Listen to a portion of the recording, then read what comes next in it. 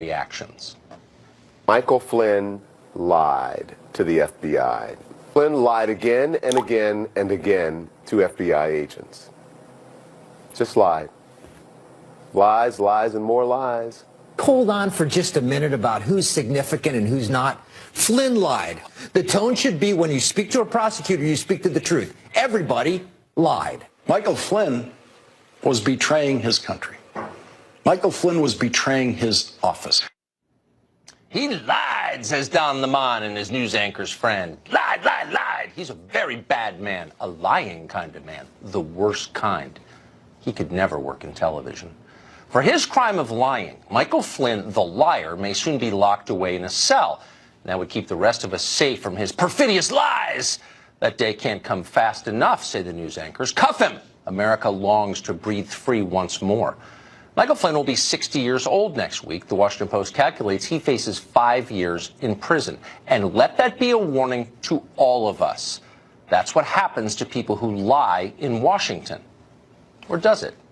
From a golf course somewhere in Dubai, you can almost hear Bill Clinton chuckling softly. Lied under oath, still making 300 grand a speech. Not everyone faces the same penalties for lying, it turns out. Mark Zuckerberg came to Washington last spring to talk about Facebook. That's the soul-destroying social media company that has made him a multi-billionaire. While in town, Zuckerberg stopped by the Congress where, and you might want to ask the kids to leave the room for this, he lied. Yep. Don't tell Don Lemon, but Mark Zuckerberg is a liar. Watch him do it. This is the most important principle for Facebook. Every piece of content that you share on Facebook, you own, and you have complete control over who sees it and how you share it, and you can remove it at any time. Are you willing to give me more control over my data? Senator, as someone who uses Facebook, I believe that you should have complete control over your data. Yeah, you have complete control over your data. You control who sees it, you own it. That's really the most important principle at Facebook. Mark Zuckerberg says so with a completely straight face. The only problem, it was a lie. Sorry, kids. According to a piece in the New York Times, Facebook does not actually allow you or anyone else to control your data. Not at all. In fact, they secretly hand over your data, personal data, to other big tech companies. Now, that decision has made Mark Zuckerberg even richer, adding on to the house in Hawaii, probably. Unfortunately, he's had to lie in the process, including to Congress, and that's a crime. As Robespierre once famously noted, you can't make an omelet without breaking a few eggs. In this case, the eggs are your privacy. Apparently, Facebook allowed Microsoft's search engine, Bing, to see the names of your Facebook friends without telling you about it. Facebook also allowed Netflix and Spotify to read your private messages without telling you. Now, there's no evidence so far as of tonight that Facebook has a video camera hidden in your shower, but close enough. That's what Mark Zuckerberg lied about. Not a small lie, really. What did Mike Flynn lie about? Well, according to the FBI, Flynn lied about conversations he'd had with the Russian ambassador, Kislyak. You remember him. Flynn said that he and Kislyak had never talked about expelling Russian diplomats or about Russia voting in the UN on symbolic resolutions. And in fact, they had talked about both of those things. The feds already knew that because they were listening in secretly. There was nothing improper about the conversations that Flynn and Kislyak had. The crime was the lie. It's always the crime, except when it's Mark Zuckerberg. Mark Zuckerberg can lie about something that affects hundreds of millions of Americans, but it's not really a big deal. Zuckerberg is not looking at 5 years in prison. Zuckerberg will not be sanctioned by Congress ever. So what's the difference? Well, unlike Mike Flynn, Mark Zuckerberg is a hero to the American news media. He's who they want to be. He's richer than God. He went to Harvard. He wears T-shirts at work, for real. He's for open borders. All the cool people like Mark Zuckerberg, even in foreign countries. For example, when the fascist government of China was looking for new tools to repress its own population, you think they went to Mike Flynn for help? Yeah, okay, I don't think so. Flynn is tough on China, old-fashioned as he is. But Mark Zuckerberg, by contrast, was happy to help. As they say at McKinsey, Mark Zuckerberg gets it. And by the way, what has Mike Flynn ever done for anyone? 33 years in uniform? That's not very innovative. 2 lies told by 2 high-profile Americans. One is going to prison in late middle age. The other will be available for like 40 years for commencement addresses and awards dinners held in his honor. That's the tale of Mike Flynn and Mark Zuckerberg. It tells you everything. Joining us now to break down what's happening to Mike Flynn is Harvard Law Professor Emeritus Alan Dershowitz. He's the author of the book, The Case Against Impeaching Trump. Professor, thank you very much for coming on. So I read in the Washington Post this morning, I read Mike Flynn described as a double agent in the Washington Post. And then I saw the judge, Sullivan, yesterday describe him as someone who had committed treason. Is that the crime for which he's facing prison? No, not at all. And I'll get to that in a second. But, Tucker, I just want to make one point. I hope you don't mind me making it. I hope you will. Boycotts and attempts. I hate boycotts and attempts to censor free speech. I'm in favor of complete dialogue. But as such, I feel impelled to tell you that I, with due respect, disagree with the way you categorize mass immigration. That's all. I just want to say that. Well, that's okay. And by the way, now I would expect that you would. We differ probably on a lot of issues, but the one issue that we agree on and that I respect you for is your willingness to say what you think in public, to defend your views, to have a conversation, and to let others decide which side is right. And that's something that I wish we were able to do a lot more of. But you're one of the only liberals who will come on this show. I completely agree. Amen. So thank you very much for saying that. Well, I agree, and I come on the show because I also have the right to say what I think, and when I disagree with you, you allow me to say I disagree with you, and I do. I wish you hadn't used that language. Language like that was used to describe my grandparents and great-grandparents, and probably some of yours. So let's move on. Well, actually, just in point of fact, since you brought it up, as noted on Monday, that was in the context of a conversation with an elected official in Tijuana about the filth of his city, and he was complaining about how dirty it had become, which was a byproduct of the policy decisions pushed by the American left. And I noted there's a lesson there perhaps for us. So I'm not, and I would never describe people as inherently dirty. I don't think that they are. I'm pro-people. It's one of the reasons I'm against abortion. Strongly. But anyway, whatever. The point is, I wish we were able. You cleared that up. Yeah. Well, I mean, I think it was clear, and I think that the people who are mischaracterizing it are always welcome on the show to talk it through and to hear my side, and I will hear their side, because again, this is one of the last forums in America for open conversation. Anyway, but tell me this. That's very fair. Let's turn to I mean, Flynn. that's how I feel. Look. I'm not afraid to defend what I think, obviously. No, I agree. Neither am I. On the Flynn issue, look, there's a big issue. I've been teaching this for 50 years. Should it really ever be a crime to lie when you're not under oath? I think you can make a very, very strong case that before you can be convicted of a crime for lying, you should have to raise your hand, put it on a Bible, look to your God or look to your ethics, have a solemn moment where you look the person in the face and swear to him that you're going to tell the truth, the whole truth, and nothing but the truth. That's so different from when two guys evade the usual procedures, come in to try to hang out with you and be chummy, say you don't need a lawyer, we just want to ask you a couple of questions, and then trap him by asking him questions that they already knew the answer to and had videotapes and audio tapes that could make it clear that they were only asking him the question in order to give him an opportunity to lie. So I really do think that we have kind of three criteria. Just lying politically. It's done too often. I hate it, but it's done too often. It's not a crime. Second, lying only to government officials, which is a crime, but probably shouldn't be a crime. Or if it is, it should be a misdemeanor, not a serious felony akin to raising your right arm and swearing under oath that you will tell the truth. There's too much lying in Washington, and there are too many, as you point out correctly, double standards about who is prosecuted for lying. You know, in civil cases, people lie in depositions all the time, and they're never prosecuted. I tried to bring a case recently against people who lied. Prosecutors laugh at you. Lying in a deposition, that's like gambling in Casablanca. It's just done all the time, and it's tragic that it's done. I testified in front of Congress about this when they were going after Bill Clinton and impeaching him for his lies. I had a whole session where I talked about how many lies are told in how many different places and how selective they are in going after people. That's one of the problems of not requiring an oath.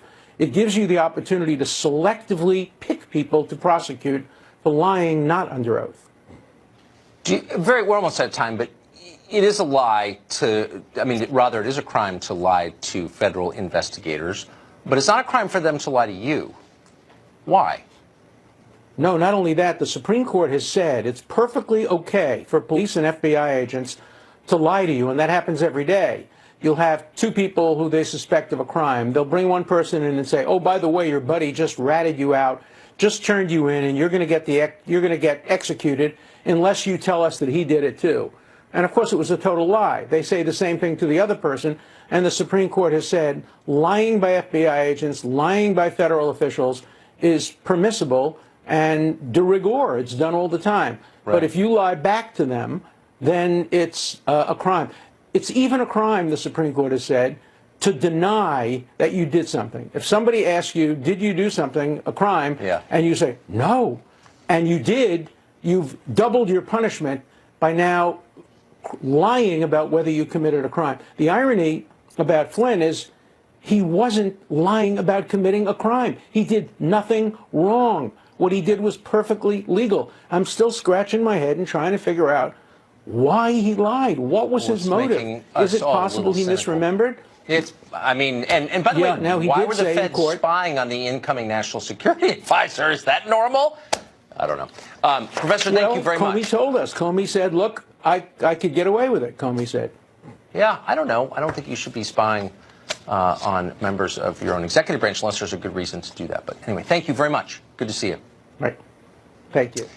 Well, yesterday, the president accused the Mueller investigation of intentionally and illegally deleting 19,000 text messages. Those were between Peter Strzok and Lisa Page. The DOJ claims the text messages were not erased intentionally, but they were lost due to technical errors. Speaking of lying, is that a lie or is it true? Tom Fitton, the president of Judicial Watch, joins us tonight. Really simple. I mean, it's hard to believe that the Department of Justice would lie about something like that. Are they or are they not? Well, we don't know the truth. We've got these two categories of text messages. These are text messages the DOJ had or the FBI had back when Page and Strzok were not members of the Mueller Special Counsel team, and there was a gap in terms of capturing those text messages, and there were about 19,000 that were subsequently recovered, supposedly, by the IG. And then they go work for Mueller's operation. They get removed because of these text messages that they were sending around talking about insurance policies against Trump and being pro-Hillary. And IG asked for their phone because he wants to look at more of these text messages. And their phones have been wiped, have been reset, unrecoverable. We don't know how many text messages were erased by the Mueller Special Counsel operation. They remove him for Page and Strzok. They remove Strzok specifically for misconduct and bias that was found in his text messages, but no one looks at his text messages from the time he was in the Mueller Special Counsel operation, the most sensitive investigation the Justice Department's been involved in decades. Unbelievable. Investigations are, by definition, supposed to be preserving evidence. So, I mean, do you think it's plausible that the Mueller people might have been implicated in erasing evidence? I mean, that just seems like a shocking. Well, you know what? Manafort was accused of withholding evidence. You know what they did? They didn't know for sure whether he was. They issued a search warrant and they raided his home with guns drawn in the early morning. That's not what happens when the government erases evidence on purpose or accidentally. You know, and it's so bad, this special counsel. You see in the Flynn investigation questions about how that investigation was handled. Now we have these missing text messages and the Strzok. Well, it really makes you wish we had elected officials in this country who could protect the rest of us from these abuses. I wonder where they are. We need a special counsel for the special counsel. Yeah, or how about just someone elected? Do something. Thank you very much. You're welcome. Mark Zuckerberg hid the truth from Congress. He lied. So lawmakers planning to do anything about his lies. We'll ask an incoming senator about that next.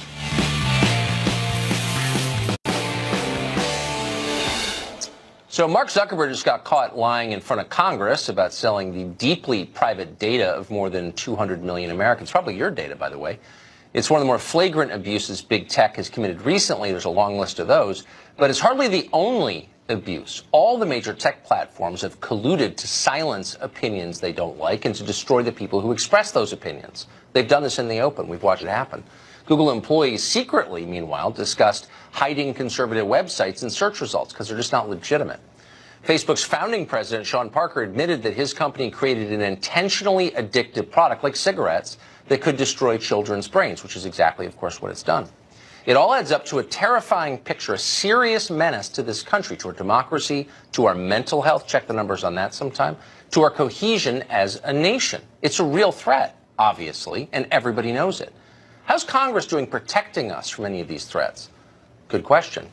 They're not, and they're not even trying.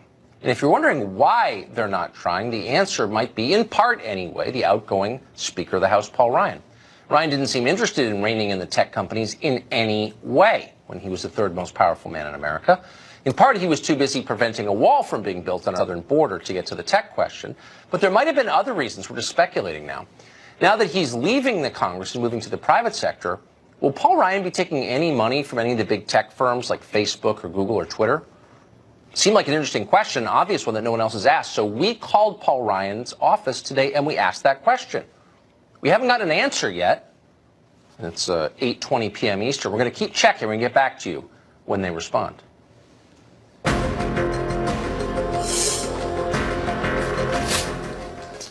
So the leadership of the House, of course, is changing. Democrats are taking over, but the Republicans still hold the Senate. Is there any interest, will there be, in reining in tech at all? Josh Hawley was just elected senator. He's a Republican from Missouri, and he joins us tonight. Mr. Senator-elect, thanks very much for coming on. Now, I'm not going to force you to join me in pointing fingers as to why this hasn't been done up to this point, but I will ask the question, do you think the Congress, maybe on a bipartisan basis going forward, will recognize that maybe there's some tweaking that needs to be done in the government's relationship with these companies?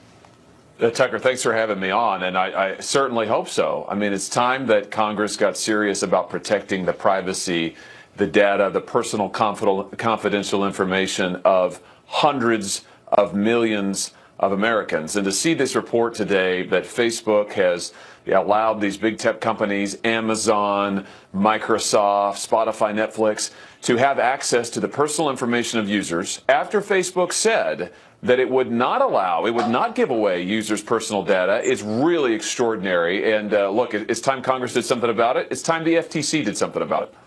So you often hear people say, well, Congress can't actually act to regulate these companies because its members are too old and they don't understand technology. I'll freely admit I don't understand technology at all. I try not to participate in it at any level, and yet the abuses are still obvious to me. That doesn't really seem like a very good excuse.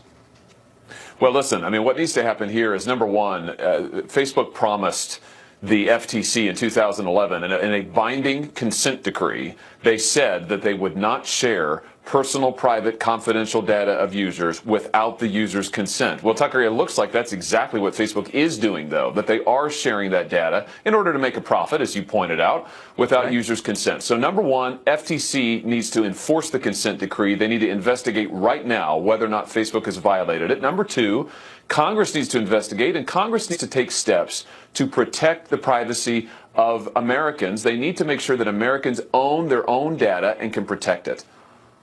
So this is a little bit out of left field, but I think that maybe there's a connection. The CDC just came out with new suicide numbers, and suicide is one of the leading causes of death in this country. Its incidence has dramatically increased, and all of us in middle age know people, tragically, who've killed themselves recently. There's a lot of speculation and some evidence that there's a connection between increased use of tech products and this tragic epidemic of suicide. Is anyone, do you think, at the federal level going to look a little more closely into this? It seems like something worth investigating. You know, I think it is worth studying, and I think that, look, it's time that we asked about the role of big tech in our lives. I mean, you've talked a lot about the sweetheart deals big tech gets from government. I think it's time we took a hard look at those. I think it's time we looked at the effect big tech is having on our personal lives, on our families, on our schools, on our society. These are major companies, many of them monopolies. They make billions of dollars a year. There have never been more powerful companies in the history of the world, and they need to be held accountable. Man, I wish I lived in Missouri so I could vote for you again. It's so nice to hear an elected official say that. I'm sorry to suck up. I couldn't control myself. Mr. Hawley, thank you very much. Thank you. Well, we're just hours away right now from a potential government shutdown. The debate is over funding for the border wall. Will there be a border wall, or has that dream died? Details ahead.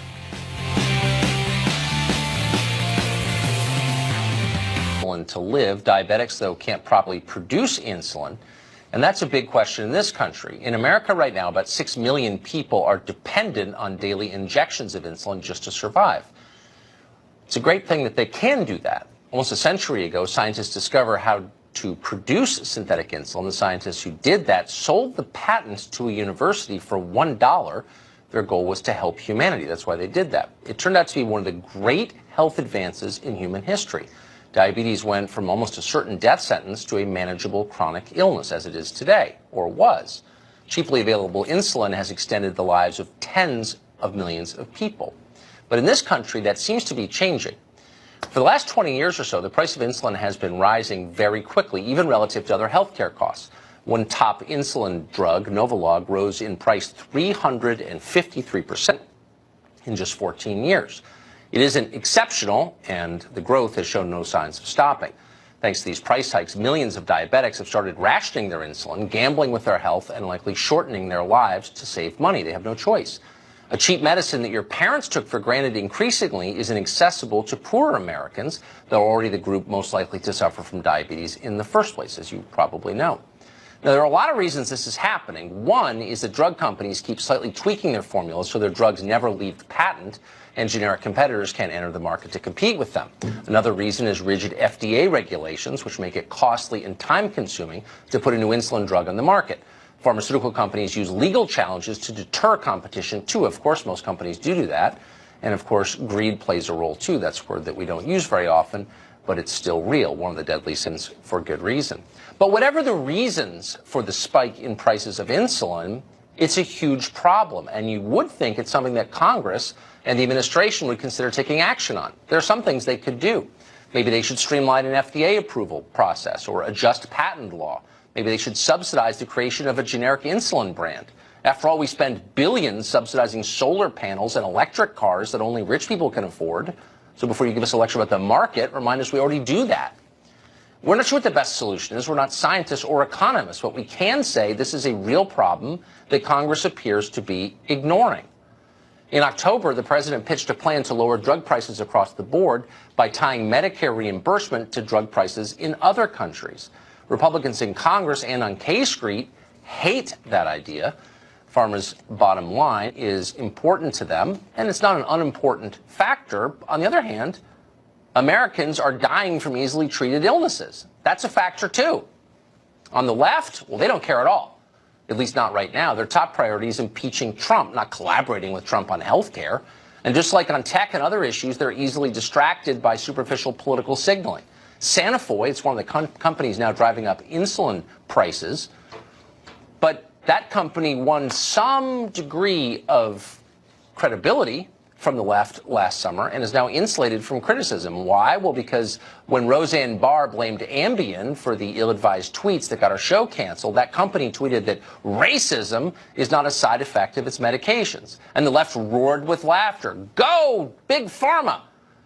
If only they'd roar about that company extorting poor Americans with life-saving drugs. But just like on immigration or trade or automation or global warming, it doesn't matter when America's most vulnerable are hurt. It's actual most vulnerable people. No one in D.C. and particularly no one on the left seems to care. Not their constituency.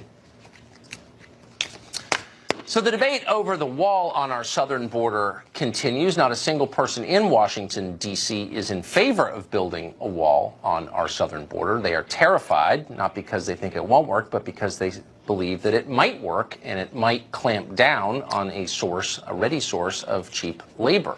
And that's why they're willing to risk a government shutdown rather than give a mere $5 million to start the wall. So what is going to happen? Is the wall over? Will the administration surrender on this? And what will the voters on either side think of the outcome? Dana Perino hosts the Daily Briefing with Dana Perino, of course, the most popular person here on Fox, and she joins us tonight.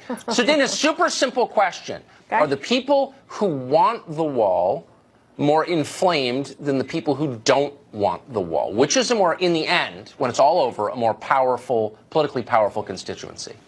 I don't think that President Trump has fair weather fans, okay? Right. I think that he has strong supporters who understand that he came in strong, right? He said the wall is going to get built, Mexico's going to pay for it. Like, I've never actually really took that seriously in terms of Mexico paying for it. Right. I do think that he has not done a good enough job persuading people as to the merits of why we need border security, even though, look, he's tried.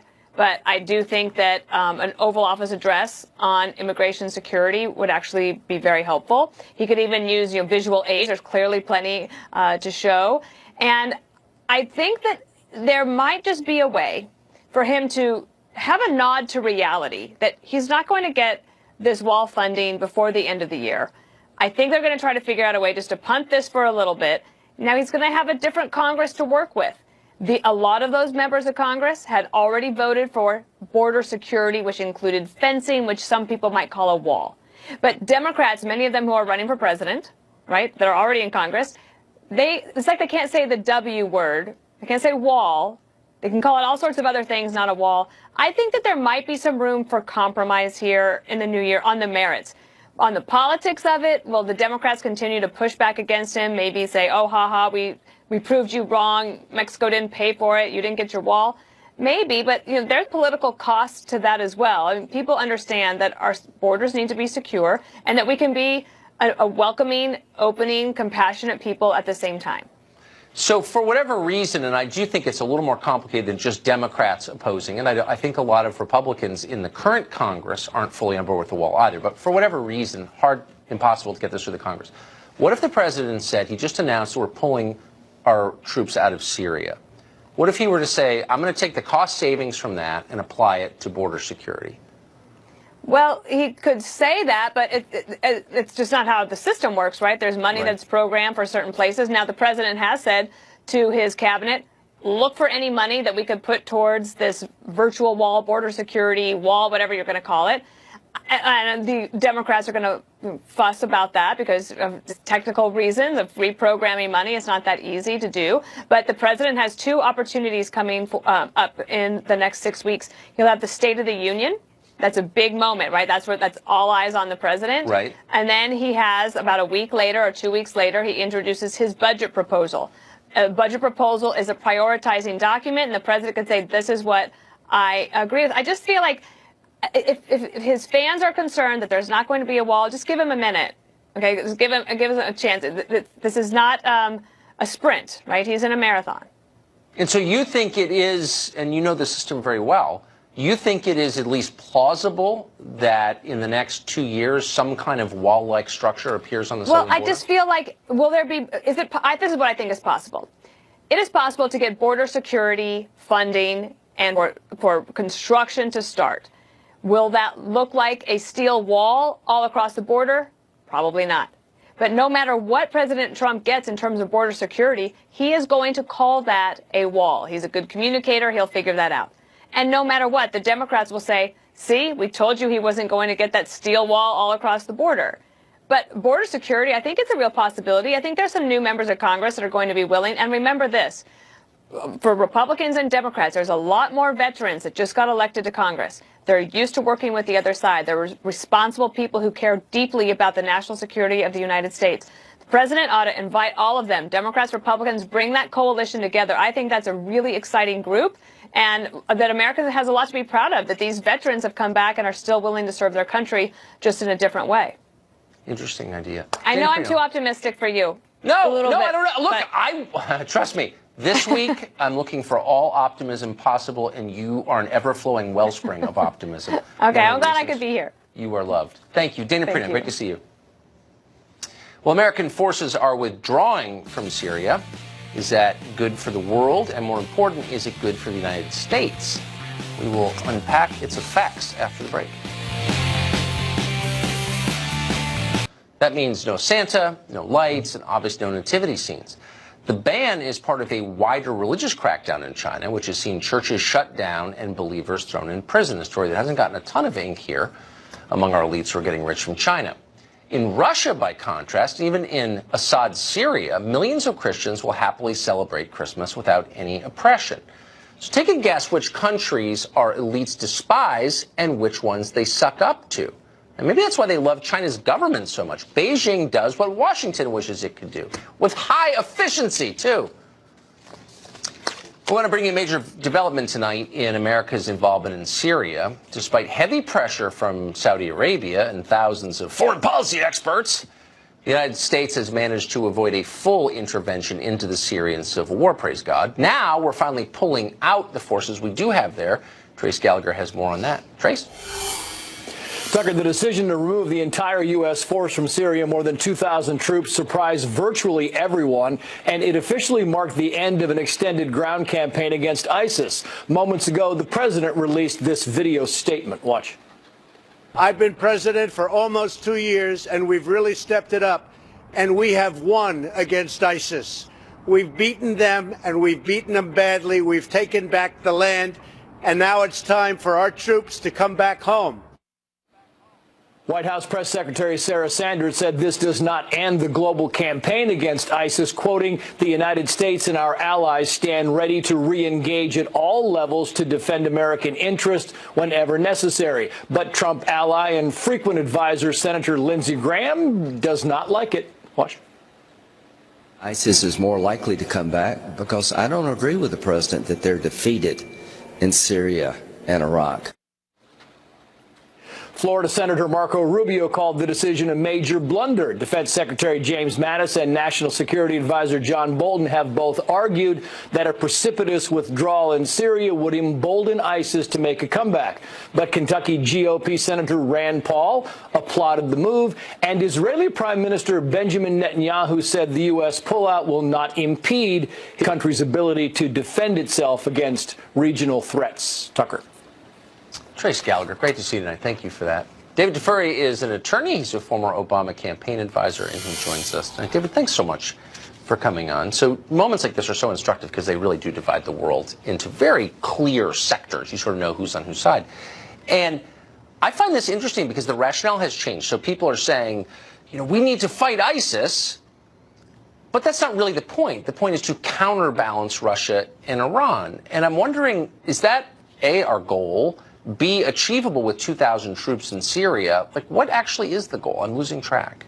Well, there are a couple goals. It's to fight ISIS. It's also to push back on Iran and on Russia. So what's stunning about this development is all of President Trump's foreign policy advisors and top military advisors were against this decision. And he reversed them today, suddenly, in a rash decision. Now, the reason why we should stay in Syria... These are the same people who think we should stay in Afghanistan, right? So some of them are the same, but the reasons are different. The reasons are different. Okay. Look, Trump's top policy advisors said, we are going to stay in Syria until we have, 1, rolled back Iran. That has not happened. 2, defeated ISIS. We have made major progress in fighting ISIS, but we haven't fully defeated them. I was in Iraq in October. Nobody on the ground in Iraq tells me we defeated ISIS there, and ISIS is even stronger in Syria still. Moreover, all of Trump's policy advisors have said we should stay in Syria until there's a political solution in Syria. None of those 3 things have happened. Wouldn't it be the Iran thing is the most... Can I just suggest maybe another option? So there wasn't actually ISIS in Syria when the Assad government controlled the whole country. Christians and other religious minorities, a lot of them, lived in relative peace. Now they're hunted down and murdered. Why wouldn't it just be the simplest, most elegant, best solution for everyone involved if Assad managed his entire country again? Because you're ignoring the history and the development of the revolution in Syria. The revolution in Syria... It just happened a few years ago. It happened organically. It began in 2011. It happened organically, right? And so Syria was an authoritarian state before that with tons of oppression. Maybe Christians were okay there. Is there a non-authoritarian... But people were not... Is there a non-authoritarian state in that region other than Israel? There are less authoritarian states. Oh, in no, that but they're region, all much authoritarian. less authoritarian. I mean, Jordan's an authoritarian state. Criticize the king and see what happens. So, like, that's the rule in the region. You cannot compare Jordan to Syria. You can't even compare Syria to Iraq, which has a fledgling democracy. I'm just saying authoritarian justifies nothing. They're all authoritarians, okay? But the point is that this was an organic revolution. The U.S. didn't start this revolution. It started by the Syrian people, majority of whom are Sunni Arabs. They stood up against Assad. He chose, rather than to reconcile with them, he chose to mow them down and slaughter tens of thousands of innocent, peaceful protesters. That's how the revolution began. But I'm not defending Assad's character. I'm merely saying from the perspective, why would I? Yeah. I'm not Syrian. I don't work for Assad. I'm an American, and I want to know what's best for us. And if you're worried about the chaos and the huge refugee problems caused by the civil war and by the emergence of ISIS, again, abetted by the civil war, then why wouldn't you long for the days where Christians could live unmolested in Syria under this authoritarian Assad? I'm totally missing it. What am I missing? That's not. This is actually going to cause more refugees. Okay, northeastern Syria right now is secure. The reason it's secure is because of the great work by our U.S. Special Forces working with the SDF, the local Syrian and moderate Sunni forces on the ground. They've secured it, and actually there are less refugees coming from that area. The people can stay there peacefully. They're not getting bombed by Assad.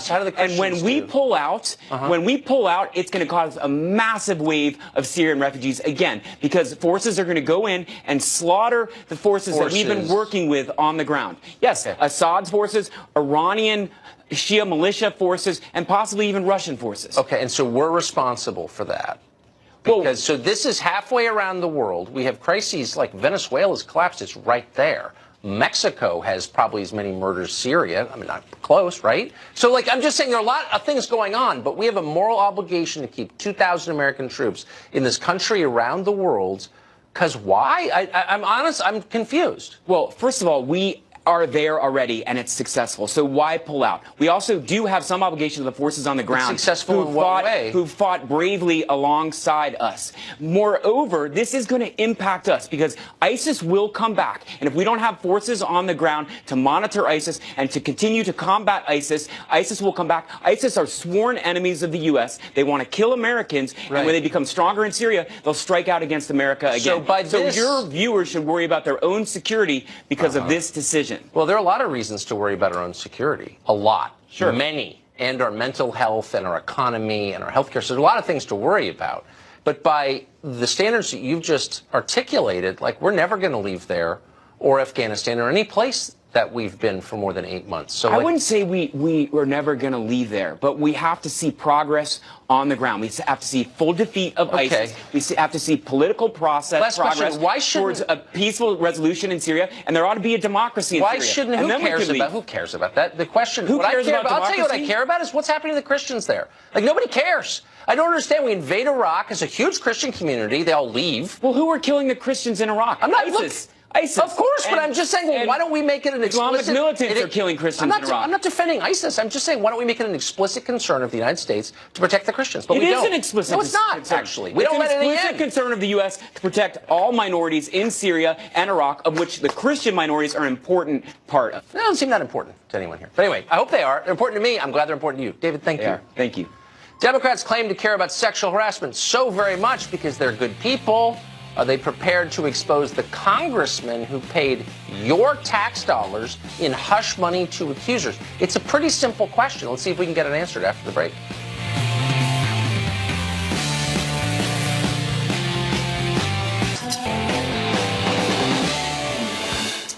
Well, a couple weeks ago, we invited on this program a New York State Senator named Kevin Parker. He's a Democrat. He wants to force all citizens in the state of New York to turn over their social media passwords so their accounts can be inspected by the thought police before they buy guns. If they say something naughty or threatening, no gun. Well, given that, we were fascinated to see the news yesterday. Parker grew angry with the Republican spokeswoman and tweeted her this, quote, "Kill yourself." Well, the irony, obviously pretty obvious, so Parker apologized. He said he was making a donation to the National Alliance on Mental Illness. We applaud that. Has he learned the lesson embedded in his own actions, though? The anti-gun bill he sponsored is still pending in the New York State legislature. We've asked Senator Parker to come back on the show so he can explain once again why he ought to have the power to police thought crime on Twitter. And by the way, should he, given his record, be allowed to own a gun? So far, his office has not responded, but we'll keep asking him. Great guest. Happy to have him again. Well, yesterday on Capitol Hill, the Senate Minority Leader Chuck Schumer sharply attacked a proposal to give the president an immigration enforcement slush fund, as he called it. Leader McConnell proposed the bipartisan Senate DHS bill, which has $1.6 billion for border security, plus a $1 billion slush fund for the president to use for his radical immigration agenda. I called Leader McConnell and told him we would not accept their $1 billion slush fund and that our offers to fund the government remain. Now, don't take those words the wrong way. The problem Democrats have is with border enforcement. They don't have a problem with slush funds. Congress loves slush funds. That's why for years Congress has maintained a slush fund at your expense, taxpayer funded, to pay off people who accuse members of Congress of sexual harassment. Now, Democrats will control the House in just a couple of weeks, of course. Are they going to end the slush fund? And more to the point, will they tell us who's been protected by it? What are the names? Penny Nance is president of Concerned Women for America, and she joins us tonight. Penny, thanks so much for coming on. This seems like a very simple ask. Why shouldn't the public know who got paid with our money to settle these claims? That's a very good question. And by the way, Concerned Women for America members sent thousands of petitions asking Congress to tell us. Over 20 years, 264 cases, $15 million of our money was paid out to hide what members of Congress did. And these weren't little allegations. These were big things. We had the case of Blake Farenthold, who sexually harassed his communications director, shared his sexual fantasies about her, and when she dared to complain, he fired her. And you remember Eric Massa and his groping of young men, and then he called it tickle fights. He had to pay out $100,000 of our money. Taxpayer money. And we were never paid back. Now, Congress did just pass a piece of compromise legislation, but it doesn't do anything about what we just talked about. It doesn't pay back at all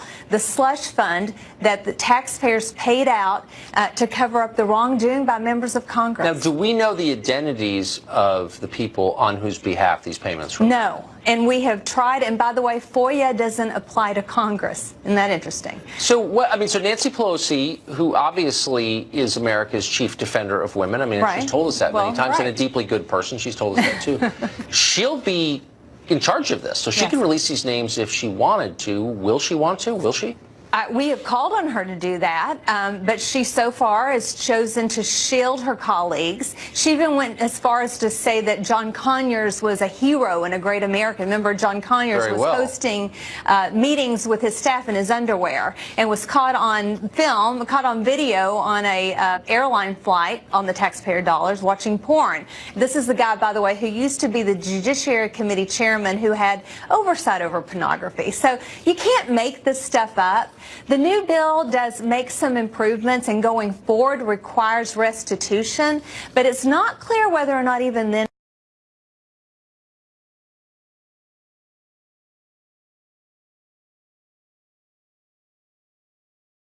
free speech.